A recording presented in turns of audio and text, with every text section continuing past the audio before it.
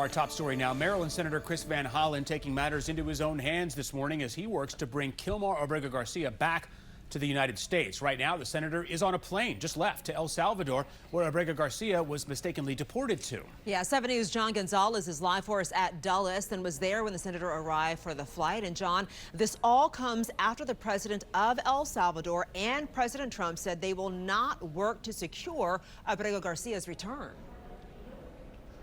That's right, and the senator saying that is their choice and they have the power to make that return home. Well, the Avianca Airlines flight is wheels up now. Senator Chris Van Hollen from Maryland is headed to El Salvador. It is a 5-hour flight. Take a look at some of the video we captured as he arrived here at Dulles International Airport just after 4 o'clock this morning, and he did stop to speak to us for a few minutes, saying that he has promised the Abrego Garcia family that he will not stop until the 29-year-old Maryland man is back in Prince George's County. Now, in Greenbelt yesterday, there was a court hearing, a federal court hearing. The U.S. District Court judge there doubled down, accusing the Trump administration of continually refusing to retrieve Abrego Garcia and defying a clear order from the Supreme Court. As for the president and President Bukele's claims at the White House on Monday that they are unable to bring this man back home, the judge described it as, quote,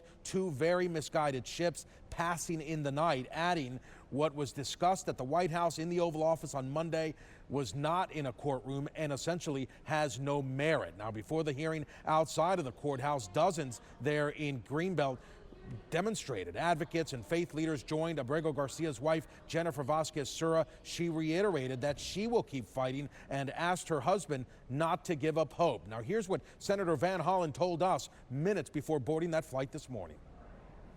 I told Mr. Abrego Garcia's family I would do everything I could to bring him home, and I'm going to keep working it until he is brought home, because he was illegally snatched off the streets and deported to this prison in El Salvador.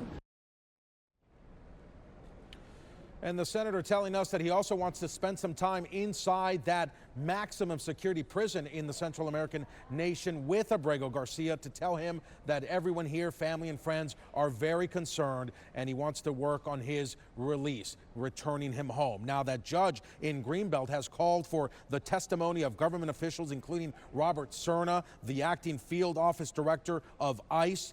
The process should take about 2 weeks. Reporting live at Dulles International Airport this morning, John Gonzalez, 7 News. John, thanks. Meantime, the White House is doubling down on its position against Abrego Garcia returning to the United States.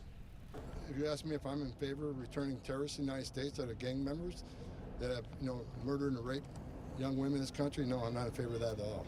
The Democrat and media outrage over the deportation of Abrego Garcia, an MS-13 El Salvadorian illegal alien criminal who is hiding in Maryland, has been nothing short of despicable. During Monday's Oval Office meeting, the president of El Salvador said he does not have the power to return Abrego Garcia to the U.S., and the Trump administration said the U.S. also has no say in his future. Well, this morning, a couple of House Democrats are asking the Committee on Oversight and Accountability to send them as an official delegation to El Salvador. Representatives Maxwell Frost and Robert Garcia want to check on Kilmar Abrego Garcia, but also on others being held in the prison. They sent this letter right here on your screen to the chair of that committee, saying they want to go as soon as possible and say they would welcome Republican members to join them. President Trump says he's looking for legal ways to send U.S. citizens to the prison in El Salvador. Listen to what he said in the Oval Office. We also have homegrown criminals that push people into subways, that hit elderly ladies on the back of the head with a baseball bat when they're not looking, that are absolute monsters. I'd like to include them in the group of people to get them out of the country. All right, that brings us to our question of the day. Should the White House be able to send Americans to foreign prisons? Sound off right now by scanning the QR code on your screen, or you can also go to WJLA.com/poll. Yeah, but for now, our Tom Rousey joins us to break down what we know as a whole about what's happening with this case involving Abrego Garcia. There's a lot of things that are going on.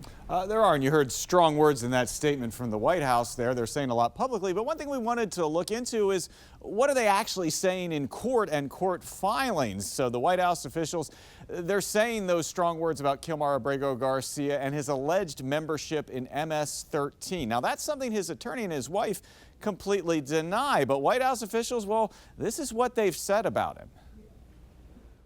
The Democrat and media outrage over the deportation of Abrego Garcia, an MS-13 El Salvadorian illegal alien criminal who was hiding in Maryland, has been nothing short of despicable. Look into what is the Trump administration basing that accusation on. Well, in court documents, they point to an immigration judge's decision back in 2019 that Homeland Security had, quote, trustworthy evidence he was in MS-13, and they say that determination was upheld on appeal. Now, court filings indicate that the allegation of MS-13 membership was based on a confidential informant. However, back then, a different judge ruled that he should stay in the United States over fear of what would happen related to gangs if he went back to El Salvador. So different judges finding different things back then, Victoria. All right, thank you for that breakdown, Tom. And happening just hours ago, the Department of Homeland Security posted on X civil court filings that show Kilmar Abrego Garcia's wife once sought a domestic violence restraining order from him. The post goes on to say that Garcia, quote, had a history of violence and was not the upstanding Maryland man the media has portrayed him as.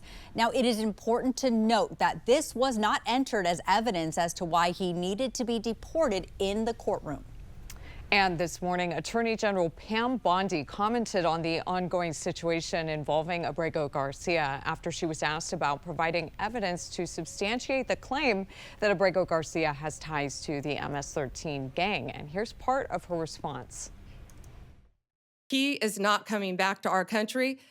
President Bukele said he was not sending him back. That's the end of the story. If he wanted to send him back, we would give him a plane ride back. There was no situation ever where he was going to stay in this country. None. But he's from El Salvador, he's in El Salvador, and that's where the president plans on keeping him. We've been very up to date in following each of the steps in this case. You can scan the QR code on your screen to see all of our reporting from start to finish, and we will continue to update that list on our YouTube channel.